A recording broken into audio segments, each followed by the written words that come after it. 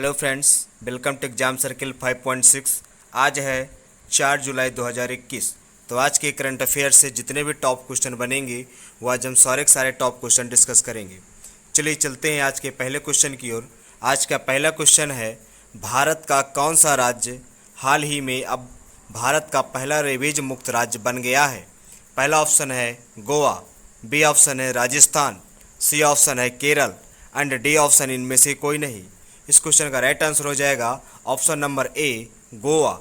ध्यान दें, भारत का गोवा राज्य हाल ही में अभी पहला रेबीज मुक्त राज्य बना है। चलिए चलते हैं सेकंड क्वेश्चन की ओर। सेकंड क्वेश्चन है, क्षेत्रफल की दृष्टि से भारत का सबसे छोटा राज्य कौन सा है? ध्यान दें, मेन इंपॉर्टेंट बात है कि क्षेत्रफल की दृष्टि से पूछा गया है। तो क्षेत्रफल की दृष्टि से जो भारत का सबसे छोटा राज्य है वो option number A Goa, B number Kerala, C option Maharashtra and D option इनमें से कोई नहीं। इस क्वेश्चन का राइट आंसर हो जाएगा ऑप्शन नंबर ए गोवा। ध्यान दें, क्षेत्रफल की दृष्टि से भारत का सबसे छोटा राज्य आपका गोवा है। चलिए चलते हैं नेक्स्ट क्वेश्चन की ओर। नेक्स्ट क्वेश्चन है हमारा, जनसंख्या की दृष्टि से भारत का सबसे छोटा राज्य कौन सा है?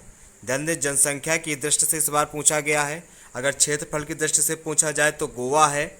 अगर जनसंख्या की दृष्टि से भारत का सबसे छोटा राज्य पूछा गया है तो पहला ऑप्शन है गोवा, बी ऑप्शन है केरल, सी ऑप्शन है महाराष्ट्र एंड डी ऑप्शन इनमें से कोई नहीं। इस क्वेश्चन का राइट आंसर हो जाएगा ऑप्शन नंबर ए गोवा। ध्यान दें, जनसंख्या की दृष्टि से भारत का सबसे छोटा राज्य जो चौथा है वो आपका कौन सा है? गोवा हो जाएगा। क्षेत्रफल की दृष्टि से सबसे छोटा राज्य गोवा और जनसंख्या की दृष्टि से भारत का चौथा सबसे छोटा राज्य वो भी आपका गोवा होगा। चलिए चलते हैं नेक्स्ट क्वेश्चन की ओर। नेक्स्ट क्वेश्चन है हमारा, कौन सा देश मलेरिया युक्त घोषित हुआ है? अभी हाल ही में कौन सा देश मलेरिया युक्त घोषित हुआ है? इस क्वेश्चन का पहला ऑप्शन है चीन, बी ऑप्शन है भारत, सी ऑप्शन है पाकिस्तान एंड डी ऑप्शन इनमें से कोई नहीं। इस क्वेश्चन का राइट आंसर हो जाएगा ऑप्शन नंबर ए चीन। ध्यान दें, चीन जो है अभी अभी हाल ही में मलेरिया युक्त देश घोषित हुआ है।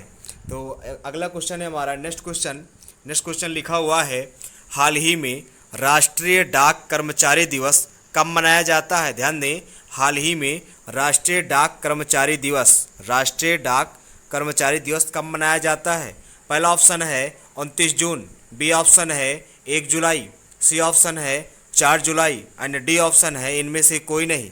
इस क्वेश्चन का राइट आंसर हो जाएगा ऑप्शन नंबर बी 1 जुलाई। ध्यान दें, अभी हाल ही में राष्ट्रीय डाक कर्मचारी दिवस 1 जुलाई को मनाया गया है। चलिए चलते हैं नेक्स्ट क्वेश्चन की ओर। नेक्स्ट क्वेश्चन है आज का हमारा, डॉक्टर दिवस कब मनाया जाता है? ध्यान दें, डॉक्टर्स दिवस कब मनाया जाता है?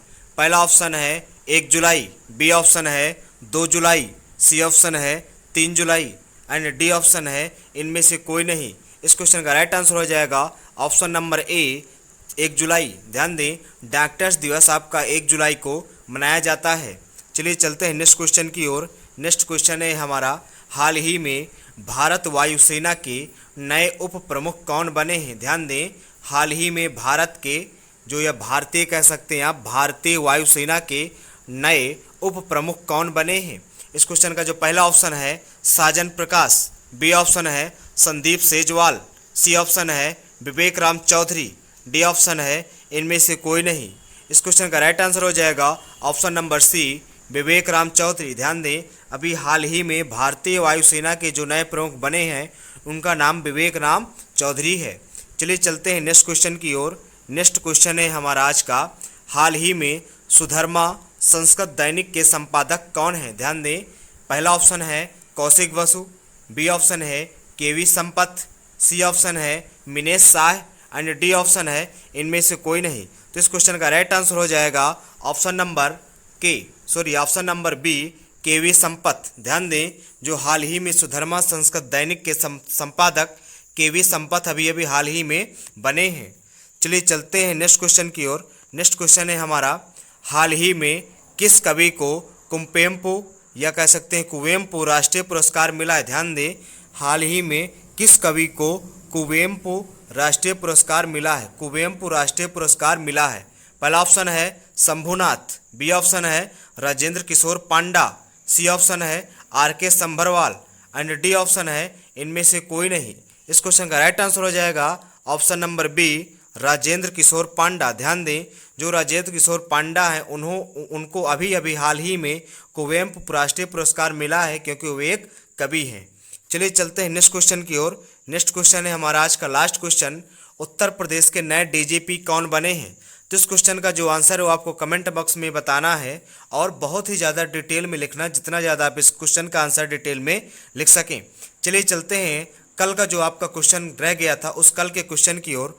कल का क्वेश्चन है आपका, विश्व दुग्ध दिवस कब मनाया जाता है? ध्यान दें, विश्व दुग्ध दिवस कब मनाया जाता है?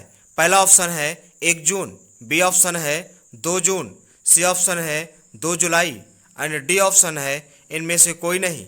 इस क्वेश्चन का राइट आंसर हो जाएगा ऑप्शन नंबर ए, 1 जून। ध्यान दें, 1 जून को आपका राष्ट्रीय विश्व दुग्ध दिवस मनाया जाता है। ऑप्शन नंबर ए, 1 जून। तो यदि आपने अभी तक हमारे इस चैनल को सब्सक्राइब ना किया हो तो सब्सक्राइब कर लें और साथ में बेल आइकन का बटन जरूर दबा लें। और एक चीज़, हाँ, यदि आपने अभी तक हमारे वीडियो को शेयर नहीं किया तो अपने दोस्तों तक जरूर शेयर कर दें। चलिए मिलते हैं अगले वीडियो में, तब तक के लिए टेक केयर, धन्यवाद।